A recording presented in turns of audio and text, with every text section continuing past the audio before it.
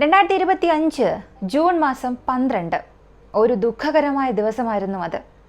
ഇന്ത്യയുടെ അഹമ്മദാബാദ് നഗരത്തിൽ നിന്നും പറന്നുയർന്ന എയർ ഇന്ത്യയുടെ ഫ്ലൈറ്റ് AI-171 അപകടത്തിൽപ്പെട്ടു. ഈ അപകടത്തിൽ അനേകം ജീവനുകൾ നഷ്ടമായി. ഒറ്റപ്പെട്ട ഒരു വ്യക്തി മാത്രം അത്ഭുതകരമായി രക്ഷപ്പെട്ടു എന്നുള്ളതാണ് ഇനിയും നമ്മെ വല്ലാതെ ഞെട്ടിപ്പിക്കുന്നത്. ഇന്ത്യൻ വിമാനയാത്രയുടെ ചരിത്രത്തിൽ തന്നെ ഏറ്റവും വേദനാജനകമായ ഒരു അപകടം എന്നാണ് ഇതിനെ വിലയിരുത്തുന്നത്.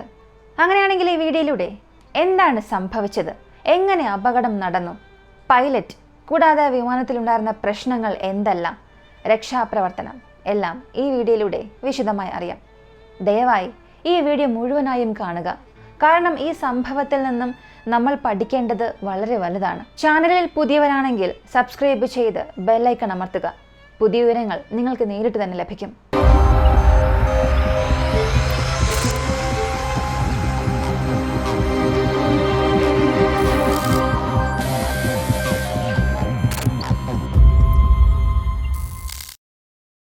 അഹമ്മദാബാദിലെ സർദാർ വല്ലഭായ് പട്ടേൽ വിമാനത്താവളത്തിൽ നിന്നും ലണ്ടൻ ഗാറ്റ്വിക് ഇന്റർനാഷണൽ വിമാനത്താവളത്തിലേക്ക് പറക്കേണ്ട എയർ ഇന്ത്യയുടെ AI-171 ബോയിങ് 787 വിമാനം അരമണിക്കൂർ വൈകിയാണ് ടേക്ക് ഓഫ് ആയത്. കൃത്യമായി പറഞ്ഞാൽ ഉച്ചയ്ക്ക് 1:38. വിമാനത്തിലുള്ളത് 230 യാത്രക്കാർ. ക്യാപ്റ്റൻ സുമിത് സഭർവാൾ, ക്ലീവ് കുണ്ടുമടക്കം 12 ജീവനക്കാർ. യാത്രക്കാരിൽ 169 പേർ ഇന്ത്യക്കാർ, 53 ബ്രിട്ടീഷ് പൗരന്മാർ, 7 പോർച്ചുഗീസ്, ഒരു കനേഡിയൻ പൗരൻ. ഗുജറാത്ത് മുൻ മുഖ്യമന്ത്രി വിജയ് രൂപാണിയായിരുന്നു ആ വിമാനത്തിലെ പ്രമുഖ യാത്രക്കാരൻ. വിമാനം റൺവേയിൽ നിന്നും ടേക്ക് ഓഫ് ചെയ്ത ഉടൻ സഹ പൈലറ്റിന്റെ മെയ്ഡേ എന്ന അടിയന്തര മുന്നറിയിപ്പ് എയർ ട്രാഫിക് കൺട്രോളിനെ തേടിയെത്തിയിരുന്നു. ഉടൻ തന്നെ ആ വിമാനവുമായുള്ള ആശയവിനിമയം നഷ്ടമായി. മുകളിലേക്ക് ഉയർന്ന വിമാനം നിയന്ത്രണം നഷ്ടപ്പെട്ട് താഴേക്ക് പറക്കുന്നതായിരുന്നു പിന്നീട് കാണാനായത്. ഫ്ലൈറ്റ് റഡാർ എന്ന ട്രാക്കിംഗ് വെബ്സൈറ്റ് നൽകുന്ന റിപ്പോർട്ട് പ്രകാരം വിമാനത്തിൽ നിന്നുള്ള അവസാന വിവരം ലഭിക്കുമ്പോൾ അത് 625 അടി ഉയരത്തിലായിരുന്നു. തൊട്ടു പിന്നാലെ കറുത്ത പുക ഉയരുന്ന ദൃശ്യം സമൂഹ മാധ്യമങ്ങളിലെല്ലാം പ്രചരിച്ചു തുടങ്ങി. ഒപ്പം വിമാനം താഴേക്ക് പതിച്ച് തീഗോളമായി മാറുന്ന ദൃശ്യവും. ആ വിമാനത്തിന്റെ ഒരു ഭാഗം പൂർണ്ണമായും കത്തി നശിച്ചു. ഇത് director general of civil aviation അറിയിച്ചത്. അഹമ്മദാബാദ് വിമാനത്താവളത്തിനടുത്തുള്ള മെഖാനിയിലെ ജനവാസ മേഖലയിലാണ് ഈ വിമാനം തകർന്നു വീണത് എന്നത് ഈ ദുരന്തത്തെ കൂടുതൽ ഗൗരവകരമാക്കുന്നുണ്ട്. BJ മെഡിക്കൽ കോളേജ് ഹോസ്പിറ്റൽ കെട്ടിടത്തിന് മുകളിലാണ് ഈ വിമാനം തകർന്നു വീണത്. ജനവാസ കേന്ദ്രത്തിൽ തകർന്നു വീണ ഈ വിമാനത്തിലെ യാത്രികരും വിമാനം ഇടിച്ചു വീണ കെട്ടിടത്തിലുണ്ടായിരുന്ന 12 വിദ്യാർത്ഥികളും കൊല്ലപ്പെട്ടു.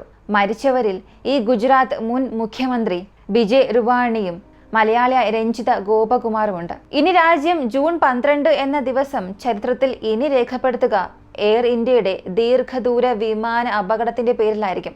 എയർ ഇന്ത്യ അന്താരാഷ്ട്ര സർവീസുകൾക്ക് ഉപയോഗിക്കുന്ന ലോകത്തിലെ തന്നെ മികച്ച വിമാനങ്ങളിൽ ഒന്നായ ബോയിങ് 787 ഡ്രീം ലൈനറാണ് തകർന്നു വീണത്. 13 മണിക്കൂറോളം പറക്കാനുള്ള ഇന്ധനം അതിലുണ്ടായിരുന്നു. പക്ഷി ഇടിച്ചതാണോ അപകട കാരണം എന്നുള്ളതിന്റെ അന്വേഷണങ്ങളെല്ലാം നടക്കുന്നുണ്ട്. പക്ഷേ അതിലുള്ള പൈലറ്റുമാർ അത്ര ചില്ലറക്കാരായിരുന്നില്ല. 8200 മണിക്കൂറോളം വിമാനം പറത്തി പരിചയസമ്പന്നനാണ് ക്യാപ്റ്റൻ സുമിത്. കോ പൈലറ്റായ ക്ലൈകുണ്ടറിന് 1100 മണിക്കൂർ വിമാനം പറത്തിയതിന്റെ അനുഭവ പരിചയമുണ്ട്. 11 വർഷം പഴക്കമാണ് ഈ വിമാനത്തിനുള്ളത്. ഈ വിമാനം അപകടത്തിൽപ്പെടുന്നതിന് മുൻപ് ഒരു വ്യക്തി അദ്ദേഹത്തിന്റെ എക്സ് പേജിൽ ഒരു വീഡിയോ ഷെയർ ചെയ്തിരുന്നു. അഹമ്മദാബാദിൽ ഈ വിമാനത്തിലാണ് ഞാൻ വന്നിറങ്ങിയത്. ആ വിമാനത്തിൽ AC ശരിയായി പ്രവർത്തിക്കുന്നില്ല. ആ വിമാനത്തിൽ ഇൻഫോർടൈൻമെന്റ് കൃത്യമായും പ്രവർത്തിക്കുന്നില്ല. വിമാനത്തിൽ ലൈറ്റ് ഒന്നും കത്തുന്നില്ല. വിമാനത്തിൽ എന്തൊക്കെയോ പ്രശ്നമുണ്ട്. ഇങ്ങനെ അദ്ദേഹം ക്രൂ മെമ്പേഴ്സിനോട് പറയുന്ന ഒരു വീഡിയോ. പറയുന്നത് മാത്രമല്ല, അദ്ദേഹം പാസഞ്ചേഴ്സ് എല്ലാവരും അവിടെ കൊടുത്തിട്ടുള്ള ഒരു ചെറിയ ഒരു ബുക്ക്, ആ ബുക്ക് എടുത്ത് അങ്ങനെ വീശിക്കൊണ്ടിരിക്കുന്നതും കാണാം. ഈ വീഡിയോ ആണ് പുറത്തു വന്നത്. അപ്പോൾ ആ വിമാനത്തിൽ എന്തെങ്കിലും പ്രശ്നം ഉണ്ടായിരുന്നോ, അങ്ങനെ ഉണ്ടോ എന്നുള്ളത് ആദ്യം തന്നെ പരിശോധിച്ചിരുന്നെങ്കിൽ ഒരു പക്ഷേ ഇങ്ങനെ ഒരു അപകടം തടഞ്ഞിരിക്കാം എന്ന ചോദ്യവും സോഷ്യൽ മീഡിയയിൽ ഒരുപാട് പേർ ചോദിക്കുന്നുണ്ട്. പക്ഷെ ഇങ്ങനെ നൽകിയ ചില പരാതികളും ഇപ്പോൾ നടന്ന അപകടവും തമ്മിൽ കണക്ട് ചെയ്യാൻ ശ്രമിക്കുന്നുണ്ട്. പക്ഷേ രണ്ടിനും യാതൊരു ബന്ധവുമില്ലാത്തൊരു കാര്യമാണ്. എയർക്രാഫ്റ്റിൽ ഇന്റീരിയർ ആയിട്ടുള്ള ഇൻഫോർടൈൻമെന്റ് പ്രവർത്തിക്കാത്തതിനും ലൈറ്റ് കത്താത്തതിനും ഈ എയർക്രാഫ്റ്റിന്റെ എഞ്ചിന്റെ പവർ പൂർണ്ണമായും നഷ്ടമായി എയർക്രാഫ്റ്റ് ക്രാഷ് ആകുന്നതിനും ഇത് രണ്ടിനും യാതൊരു ബന്ധവുമില്ല. എയർ ഇന്ത്യ ഇതിനെക്കുറിച്ച് കഴിഞ്ഞ വർഷം സംസാരിച്ചിരുന്നു. എയർ ഇന്ത്യയുടെ 787-8 കൂടാതെ 2013 ശേഷം വാങ്ങിയ എല്ലാ എയർ ഫ്രെയിംസിലും ഇന്റീരിയർ പൂർണ്ണമായും മാറ്റണം, കാരണം അതിൽ ഒരുപാട് കാര്യങ്ങൾ പ്രവർത്തിക്കുന്നില്ല. ഇതെല്ലാം ഞങ്ങൾ പൂർണ്ണമായി മാറ്റാൻ പോകുന്നു എന്നുള്ള ചില കാര്യങ്ങൾ ഇതിനു മുൻപ് തന്നെ എയർ ഇന്ത്യ പറഞ്ഞിട്ടുണ്ട്. ലോക നേതാക്കന്മാർ ഒരുപാട് പേർ ഈ അപകടത്തിന് അവിടെ അനുശോചനം അറിയിച്ചിട്ടുണ്ട്. 242 പേർ, ലോകത്തിലെ ഓരോ മുക്കിലും മൂലയിലും ഉണ്ടായിരുന്ന ആളുകൾ അഹമ്മദാബാദിൽ നിന്നും ലണ്ടനിലേക്ക് പോവുകയാണ്. അങ്ങനെ പോകുന്നതിന് മുൻപ് അവരുടെ സോഷ്യൽ മീഡിയയിലെല്ലാം ബൈ ബൈ ഇന്ത്യ എന്നും ഞങ്ങൾ വന്നുകൊണ്ടിരിക്കുകയാണ് ഇങ്ങനെയുള്ള പല മെസ്സേജുകൾ, വീഡിയോസ് എല്ലാം പോസ്റ്റായി തന്നെ ഷെയർ ചെയ്തിരുന്നു. ഇതെല്ലാം സോഷ്യൽ മീഡിയയിൽ ഇപ്പോൾ വൈറലായിക്കൊണ്ടിരിക്കുകയാണ്. ഇത് അവരുടെ അവസാന യാത്രയാണെന്ന് ആർക്കും അറിയില്ലായിരുന്നു.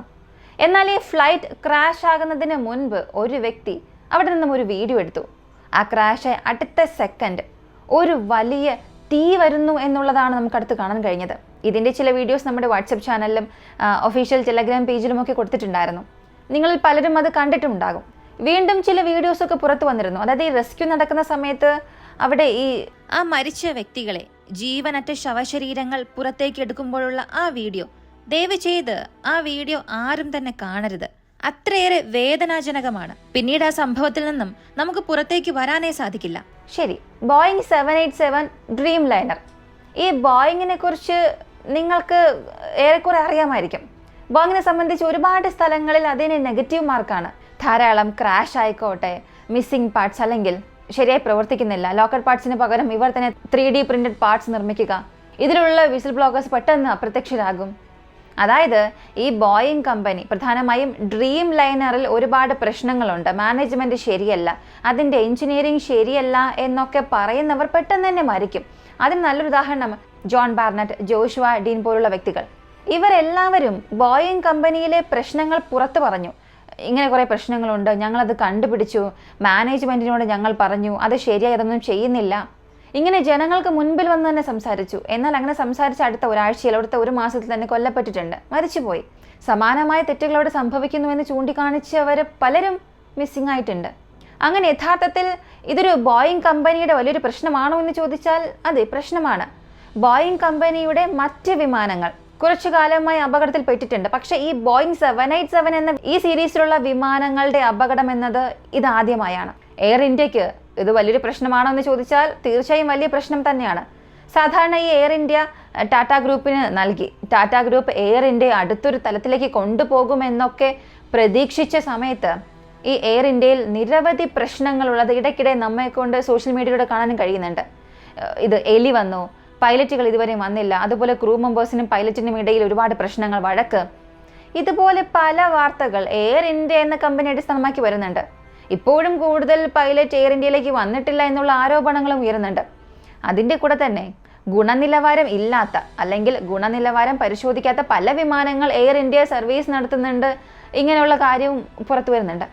അന്വേഷണം നടത്തുമല്ലോ, അപ്പോൾ പിന്നെ അന്വേഷണത്തിലെ സത്യം പുറത്തു വരുമോ എന്നൊക്കെ ചോദിച്ചാൽ ശരിക്കും മനസാക്ഷി അനുസരിച്ച് ഏതെങ്കിലും ഒരു വിമാന അപകടത്തിൻ്റെ പൂർണ്ണ വിവരങ്ങൾ ഈ ലോകത്തിലേക്ക് വന്നിട്ടുണ്ടോ എന്ന് ചോദിച്ചാൽ വരാനുള്ള സാധ്യതയേ ഇല്ല.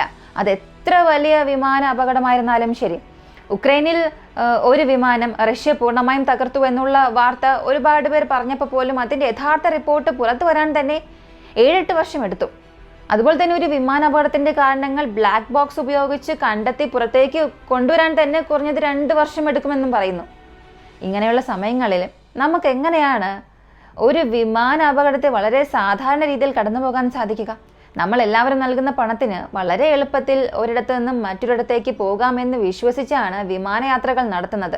അപ്പോൾ നിലവാരമില്ലാത്ത വിമാനങ്ങൾ പ്രവർത്തിപ്പിക്കുന്നത്, ഗുണനിലവാരം പരിശോധിക്കാതെ വിമാനങ്ങൾ സർവീസിന് ഇറക്കുന്നത്, ഇവയൊക്കെ കടുത്ത ശിക്ഷ അർഹിക്കുന്ന ഒന്ന് തന്നെയാണ്. ഏതൊരു തെറ്റും ചെയ്യാത്ത BJ മെഡിക്കൽ കോളേജിലുള്ള ആ വിദ്യാർത്ഥികൾ അവരെന്ത് ചിന്തിച്ചിട്ടുണ്ടാകും? അവരുടെ ഭാവിയെക്കുറിച്ച് ഒരുപാട് സ്വപ്നങ്ങൾ അവരും കുടുംബവും കണ്ടിട്ടുണ്ടാകും. പക്ഷെ ഒരു വിമാന അപകടം, ആ വിമാനത്തിൽ അവർ യാത്രയെ ചെയ്തിട്ടില്ല, വന്ന് വീണ സ്ഥലത്ത് അവരുടെ ജീവൻ തന്നെ നഷ്ടമായി. സത്യത്തിൽ ഇത് നമുക്ക് ചിന്തിച്ചു നോക്കാനേ കഴിയുന്നില്ല. ബോയിങ് കമ്പനി പറയുന്നത് ഇതിനുള്ള നഷ്ടപരിഹാരം ഞങ്ങൾ നൽകുമെന്ന്. നഷ്ടപരിഹാരം മാത്രം മതിയോ? മനുഷ്യജീവന് നഷ്ടപരിഹാരം നൽകി ഇവിടെ ഈ തെറ്റുകൾ സംഭവിക്കുകയില്ല എന്നൊരു മാനസികാവസ്ഥയിലാണോ വന്നത്? അല്ലെങ്കിൽ തെറ്റുകൾ സംഭവിക്കും, ഇതൊക്കെ നമ്മൾ സഹിച്ചേ മതിയാവുകയുള്ളൂ എന്ന മാനസികാവസ്ഥയിലേക്ക് നമ്മെ കൊണ്ടുവന്നു. കൂടാതെ ഈ വിമാനത്തിൽ ബേർഡ് സ്ട്രൈക്ക് സംഭവിച്ചിട്ടുണ്ടോ എന്നുള്ള കാര്യങ്ങളും അന്വേഷിക്കുന്നുണ്ട്. ബേർഡ് സ്ട്രൈക്ക് സംഭവിച്ച് 2 എഞ്ചിനും തകരാറായതാണോ വിമാന അപകടത്തിന് കാരണം എന്നുള്ളതും അന്വേഷണങ്ങൾ നടക്കുന്നുണ്ട്. കൂടാതെ ദൃശ്യങ്ങൾ കാണുമ്പോൾ നമുക്ക് മനസ്സിലാക്കാൻ കഴിയുന്ന മറ്റൊരു കാര്യം, അതിലെ ലാൻഡിംഗ് ഗിയർ അപ്പോഴും അപ്പ് ചെയ്തിട്ടില്ലായിരുന്നു, ഉള്ളിലേക്ക് എടുത്തിട്ടില്ലായിരുന്നു. അതായത് ലാൻഡിംഗ് ഗിയർ ഉള്ളിലേക്ക് എടുക്കുന്നതിന് മുൻപ് തന്നെ പൈലറ്റ്സിന് ആ വിമാനത്തിലുള്ള പ്രശ്നം മനസ്സിലായി. അപ്പോൾ അവർക്ക് ആ പ്രശ്നം പരിഹരിക്കുക, അല്ലെങ്കിൽ ആ വിമാനത്തെ എങ്ങനെയെങ്കിലും പറപ്പിക്കുക എന്നുള്ളതായിരുന്നു ഒരു ലക്ഷ്യം. അതുകൊണ്ട് തന്നെ അവർ ആ ലാൻഡിംഗ് ഗിയർ ആ സമയത്ത് അത്ര ശ്രദ്ധിച്ചില്ല. ലാൻഡിംഗ് ഗിയർ ഉയർത്തുക എന്നതിനേക്കാളും വളരെ ഇമ്പോർട്ടൻ്റ് ആയിട്ടുള്ള മറ്റൊരു കാര്യം അവർക്കൂടെ ചെയ്യാനുണ്ടായിരുന്നു. അതായിരുന്നു ആ വിമാനം എങ്ങനെയെങ്കിലും മുകളിലേക്ക് ഉയർത്തുക എന്നുള്ളത്. ആ ഫുട്ടേജിൽ നിങ്ങൾക്ക് കാണാൻ സാധിക്കും. ലാസ്റ്റ് ഒരു 2-3 സെക്കൻഡ് വീഡിയോയിൽ അതിൻ്റെ ആ വിമാനത്തിൻ്റെ നോസ് പോർഷൻ ചെറുതായി മുകളിലേക്ക് പൊങ്ങുന്നുണ്ട്. അതായത് അവസാന ഘട്ടത്തിൽ അതിലുണ്ടായിരുന്ന പൈലറ്റ് തൻ്റെ അവസാന ശ്രമം എടുത്തപ്പോൾ ആ വിമാനത്തിൻ്റെ നോസ് പോർഷൻ ചെറുതായി മുകളിലേക്ക് പൊങ്ങി. പക്ഷെ എന്നിട്ടും ഒന്നും ചെയ്യാൻ സാധിച്ചില്ല. വിമാനം നേരെ ചെന്ന് വീഴുക തന്നെ ചെയ്തു. അകത്തുണ്ടായിരുന്ന എല്ലാവരും മരിച്ചു. അത്ഭുതം എന്ന് പറയട്ടെ, ഒരു വ്യക്തി മാത്രമായിരുന്നു രക്ഷപ്പെട്ടത്. ഇതായിരുന്നു ഇപ്പോഴും എല്ലാവരെയും വല്ലാതെ അത്ഭുതപ്പെടുത്തുന്ന ഒരു കാര്യം. വിമാനത്തിൽ യാത്ര ചെയ്ത 241 പേരും മരിച്ചു, ഒരാൾ മാത്രം രക്ഷപ്പെട്ടു. ഞാൻ ഇതിനകം പറഞ്ഞു, ഇത് 2ാം തവണയാണ് അഹമ്മദാബാദ് വിമാനത്താവളത്തിൽ വിമാനാപകടം ഉണ്ടാകുന്നത്. 37 വർഷങ്ങൾക്ക് മുൻപ് 1988 ഒക്ടോബർ 19 അഹമ്മദാബാദ് മറ്റൊരു വിമാനാപകടത്തെ അഭിമുഖീകരിച്ചത്. അന്ന് മുംബൈയിൽ നിന്നും അഹമ്മദാബാദിലേക്ക് പോയ ഇന്ത്യൻ എയർലൈൻസിന്റെ വിമാനമാണ് അപകടത്തിൽപ്പെട്ടത്. 164 പേരാണ് അന്ന് മരിച്ചത്. അപകടത്തിൽപ്പെട്ട ബോയിങ് 737-200 വിമാനത്തിന്റെ കാലപ്പഴക്കമാണ് അന്ന് ആ ദുരന്ത കാരണമായി വിലയിരുത്തപ്പെട്ടത്. കഴിഞ്ഞ 25 വർഷങ്ങൾക്കിടെ 4 വലിയ വിമാന ദുരന്തങ്ങളാണ് രാജ്യത്തുണ്ടായത്. ഇന്ത്യയിൽ ഈ നൂറ്റാണ്ടിലുണ്ടായ ആദ്യത്തെ യാത്രാ വിമാന അപകടം 2000 ജൂലൈ 17 പാറ്റ്നയിലായിരുന്നു. അലയൻസ് എയർലൈൻസിന്റെ ബോയിങ് വിമാനം തകർന്നു വീണ് അന്ന് ജീവൻ നഷ്ടമായത് 56 പേർക്ക്. കൊൽക്കത്തയിൽ നിന്നും തലസ്ഥാനമായ ന്യൂഡൽഹിയിലേക്ക് പോയ സർക്കാർ ഉടമസ്ഥതയിലുള്ള അലയൻസ് എയർ വിമാനം പത്നയിലെ ജനവാസ മേഖലയിൽ അത് തകർന്നു വീഴുകയായിരുന്നു. പൈലറ്റിന്റെ പിഴവ് മൂലം നിയന്ത്രണം നഷ്ടമായി അപകടം ഉണ്ടായതെന്നാണ് Indian directorate general of physical aviation അന്വേഷണ റിപ്പോർട്ടിൽ കണ്ടെത്തിയത്. മംഗലാപുരം വിമാന അപകടം സംഭവിച്ചത് 2010 മെയ് 22 രാജ്യം കണ്ട ഏറ്റവും വലിയ 3ാമത്തെ വിമാനാപകട ദുരന്തം. 2010 മെയ് 22 ദുബായിൽ നിന്നും വന്ന എയർ ഇന്ത്യയുടെ IX812 വിമാനം കർണാടകയിലെ മംഗലാപുരം ബജ്പേയി വിമാനത്താവളത്തിൽ രാവിലെ 6:30 ഇറങ്ങുന്നതിനിടെ ഉണ്ടായ അപകടം. നിയന്ത്രണം നഷ്ടപ്പെട്ട് കൊക്കയിലേക്ക് വീണ വിമാനത്തിന് തീപിടിച്ചു. അതിൽ മരിച്ചത് 158 പേർ. മരിച്ച 46 പേർ മലയാളികളായിരുന്നു. 2 മലയാളികൾ അടക്കം 8 പേർ അത്ഭുതകരമായി രക്ഷപ്പെട്ടു. ലാൻഡിംഗിലെ പിഴവാണ് അപകട കാരണമെന്നാണ് കണ്ടെത്തൽ. വിമാനത്താവളം സ്ഥിതി ചെയ്യുന്ന കുന്നിൻ മുകളിൽ നിന്ന് 700 മീറ്റർ താഴ്ചയുള്ള കൊക്കയിൽ വീണ വിമാനം 4ആയി പിളർന്ന് വൻ അഗ്നിബാധയുണ്ടായി. ദൂരെ തെറിച്ചു വീണ മധ്യഭാഗം തീപിടിച്ചില്ല. അതിലുണ്ടായിരുന്നവരാണ് രക്ഷപ്പെട്ടത്. തിരിച്ചറിയാൻ കഴിയാത്ത 22 മൃതദേഹങ്ങൾ DNA പരിശോധന നടത്തിയാണ് ബന്ധുക്കൾക്ക് വിട്ടുകൊടുത്തത്. തിരിച്ചറിയൽ അടയാളങ്ങൾ അവശേഷിച്ചിട്ടില്ലാത്ത മൃതദേഹങ്ങളുടെ മേൽ അവകാശ തർക്കവും മംഗലാപുരത്തുണ്ടായി. 2020 ഓഗസ്റ്റ് 7 കനത്ത മഴ പെയ്ത രാത്രിയിലായിരുന്നു നമുക്കൊന്നും മറക്കാനാകാത്ത കരിപ്പൂർ വിമാന ദുരന്തം ഉണ്ടായത്. കോവിഡ് കാലത്ത് മറ്റ് രാജ്യങ്ങളിൽ നിന്നും ഇന്ത്യക്കാരെ രാജ്യത്തെത്തിക്കുന്ന വന്ദേ ഭാരത് മിഷന്റെ ഭാഗമായി ദുബായിൽ നിന്നും എത്തിയ എയർ ഇന്ത്യ എക്സ്പ്രസ് വിമാനം ലാൻഡ് ചെയ്യുന്നതിനിടെ നിയന്ത്രണം വിട്ട് റൺവേയിൽ കിഴക്ക് ഭാഗത്ത് ചെരുവിലേക്ക് കൂപ്പുകുത്തുകയായിരുന്നു. പൈലറ്റിന്റെ വീഴ്ചയാണ് വിമാന അപകടത്തിന് കാരണമെന്ന് എയർക്രാഫ്റ്റ് ആക്സിഡന്റ് ഇൻവെസ്റ്റിഗേഷൻ ബ്യൂറോയുടെ അന്വേഷണത്തിൽ കണ്ടെത്തി. 100 മീറ്ററോളം താഴേക്ക് പതിച്ച വിമാനം 3ആയി പിളർന്ന് കിഴക്ക് ഭാഗത്ത് ബെൽറ്റ് റോഡിന് സമീപം വിമാനത്താവളത്തിന്റെ ചുറ്റുമതിൽ ഇടിച്ചു നിന്നു. 2 പൈലറ്റുമാരും 19 യാത്രക്കാരും അടക്കം 21 പേരുടെ ജീവൻ പൊലിഞ്ഞു. 169 പേർക്ക് പരിക്കേറ്റു. കോവിഡിനെ വകവയ്ക്കാതെ ദുരന്തമുഖത്തേക്ക് ഓടിയെത്തിയ നാട്ടുകാർ രക്ഷാപ്രവർത്തനത്തിന് തുടക്കമിട്ടു. മുൻഭാഗം തകർന്ന വിമാനം തീപിടിച്ച് പൊട്ടിത്തെറിക്കാൻ സാധ്യതയുണ്ടെന്ന ഭീതി പോലും വകവയ്ക്കാതെ നടന്ന ആ രക്ഷാപ്രവർത്തനത്തെ ലോകമാകെ അഭിനന്ദിച്ചിട്ടുമുണ്ട്. പൊതുവെ ഈ സുരക്ഷിതം എന്നൊക്കെ പറയുന്ന വിമാനയാത്രകളുടെ കളങ്കമാകുന്നത് ഇത്തരം ദുരന്തം ഉണ്ടാകുമ്പോഴാണ്. അതും ഈ രാജ്യം വ്യോമയാന രംഗത്ത് വൻ കുതിപ്പിന്റെ പാതയിലാകുമ്പോഴും. ഈ അപകടം ഓരോ മനുഷ്യർക്കും ഒരു ഓർമ്മപ്പെടുത്തലാണ്. ജീവിതം എത്ര നിസാരമാണ്. ഒരു സെക്കൻഡിനുള്ളിൽ ജീവിതം എങ്ങനെയെല്ലാം മാറിപ്പോകുമെന്ന്. അപകടത്തിൽ ജീവൻ പൊലിഞ്ഞ എല്ലാവർക്കും ആത്മാർത്ഥമായ ആദരാഞ്ജലികൾ അർപ്പിക്കാം. അവരുടെ കുടുംബങ്ങൾക്കും സുഹൃത്തുക്കൾക്കും ഈ സമയത്തെ ശക്തിയും ആശ്വാസവും പ്രാർത്ഥിക്കുന്നു. നമുക്ക് ഭാവിയിൽ ഇത്തരം ദുരന്തങ്ങൾ ആവർത്തിക്കപ്പെടാതിരിക്കണമെങ്കിൽ വിമാനയാത്ര സുരക്ഷയെക്കുറിച്ചുള്ള ഉത്തരവാദിത്വങ്ങളും അന്വേഷണങ്ങളും ഗൗരവമായി തന്നെ സമീപിക്കേണ്ടതുണ്ട്. നിങ്ങൾക്ക് ഈ വീഡിയോ ഉപകാരപ്പെട്ടു എന്ന് തോന്നിയാൽ ലൈക്ക് ചെയ്യുക, ഷെയർ ചെയ്യുക, ചാനൽ സബ്സ്ക്രൈബ് ചെയ്യാനും മറക്കണ്ട. ചിറക് വെട്ടപ്പെട്ട സ്വപ്നങ്ങൾക്ക് മുൻപിൽ നമുക്ക് മൗനം പാലിക്കാം, ഒരക്ഷരം പ്രാർത്ഥനയോടെ.